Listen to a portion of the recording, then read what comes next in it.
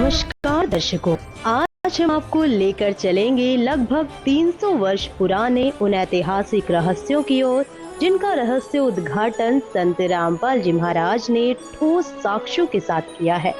ये सिर्फ बीते समय की घटनाएं नहीं, बल्कि पूर्ण परमात्मा और उनके अवतार से जुड़ी वो सच्चाई है जिसे जानकर आप स्वयं निर्णय लेंगे कि वास्तव में पूर्ण परमात्मा कौन है।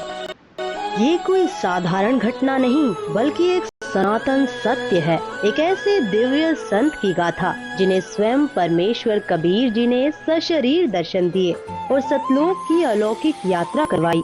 यह सत्य कथा है उस महान संत की जिन्होंने अपने अद्वितीय ज्ञान से हरियाणा की पावन धरती को धन्य कर दिया। संत गरीबदास जी महाराज। एक रहस्य से भरी अद्भुत गाथा जो हर किसी को हैरान कर देगी। हरियाणा की पावन धरा पर जन्मे एक ऐसे महान संत जिनकी कथा समय के गर्भ में छिपी एक अमर विरासत है।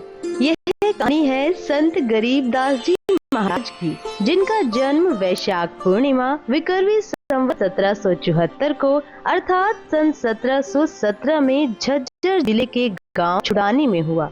एक समृद्ध धनखड़ परिवार, पिता श्री बलराम जी और माता रानी देवी। परंतु भाग्य ने ऐसी लीला रची कि संत गरीबदास जी के जन्म से पहले ही जीवन की कथा कुछ अलग लिखी जा चुकी थी। उनके नाना जी श्री शिवलाल सिहाग, जिनका कोई पुत्र नहीं था, ने अपने दामाद श्री बलराम जी को घर जमाई बना लिया और इसी गांव में 12 वर्षों के पश्चात इस महान आत्मा ने जन्म लिया। छुड़ानी की इस पावन भूमि पर जन्मे गरीबदास जी 1400 एकड़ की विशाल संपत्ति के इकलौते वारिस थे। उनके पिताजी लगभग 150 गौएं रखते थे। उनको चराने के लिए अपने पुत्र गरीबदास जी के साथ अन्य कई ग्वाले रख रखे थे। बात उस समय की है जब बालक गरीबदास जी की आयु मात्र 10 वर्ष थी। वे प्रतिदिन अन्य ग्वालों के साथ गायें चराने जाया करते थे। एक दिन कबलाना गांव की सीमा से सटे नला नामक खेत में सुबह के 10 बजे जांडी के पेड़ के नीचे सभी ग्वाले भोजन कर रहे थे। ओए बूरे, तेरा प्याज तो बढ़िया चमके से, जरा एक टुकड़ा मेरे ताई में घुमा दे। ले भाई, आज तो 4 प्याज लेकर आ रहा हूँ, खूब स्वाद लेकर खा। अरे छाछ भी ले ले, ना पीवगा तो पेट भूखा रह जाएगा। अरे गरीबू, तू भी खा ले रे, ले ले, यहाँ भी खा ले। तभी अचानक एक दिव्य प्रकाश प्रकट होता है। सत्य पुरुष कबीर साहिब जी जिंदा महात्मा के रूप में सतलोक से अवतरित होते हैं और कबलाना से छुड़ाने की ओर बढ़ते हैं।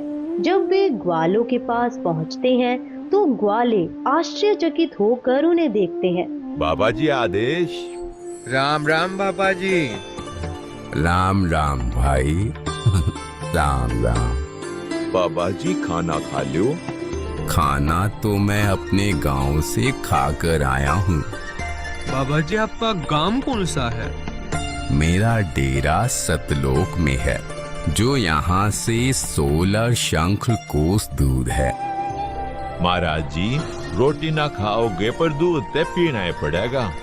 आम बिना खाए पिए अतिथि न जान नहीं दिया करते महाराज जी। चलो दूध पिला दो, पर सुनो, मैं सिर्फ कुंवारी गाय का दूध पीता हूँ। जो बड़ी आयु के ग्वाले थे उन्होंने कहा, बाबा जी, आप तो मजाक कर रहे हो। असल में आप जी के दूध पीने की नीयत कौन लागती है? हमारी गाय भी कदे दूध दिया करे। मैं कुंवारी गाय का दूध ही पीऊंगा। बालक गरीबदास जी ने एक नन्ही बछिया मात्र 1.5 वर्ष की धीरे धीरे बढ़ते कदमों से जिंदा बाबा के समक्ष लाकर खड़ी कर दी। देखो महाराज जी, इसके बच्चा तो है ही नहीं, दूध कैसे देगी? कोई एक पात्र लाओ जिसमें दूध निकालेंगे, ये दूध देगी भाई। वहाँ एक मिट्टी का पात्र रखा था, वही जिसे ग्वाले जल और लस्सी पीने के लिए साथ लाते थे। उसे अच्छे से साफ करके एक और रख दिया गया था। महाराज जी, ये रखा हुआ पात्र इसे एक बार और अच्छी तरह से साफ कर दो। इस पात्र को बछिया के नीचे रखो।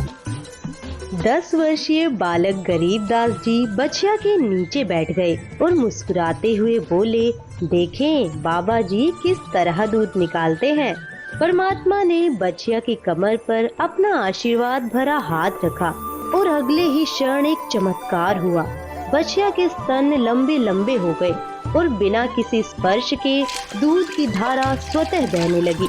दूध की धाराएं अविरल बहती रही जब तक ये मिट्टी का पात्र लबालब भर नहीं गया, और जैसे ही पात्र लबालब हुआ दूध का प्रवाह एकदम थम गया। बाबा जी बड़ी शक्ति वाले हैं। लो महाराज जी पी लो, ये तो आप ही का करिश्मा है। सबसे पहले जिंदा बाबा ने उस दूध का पान किया और फिर उन्होंने शेष दूध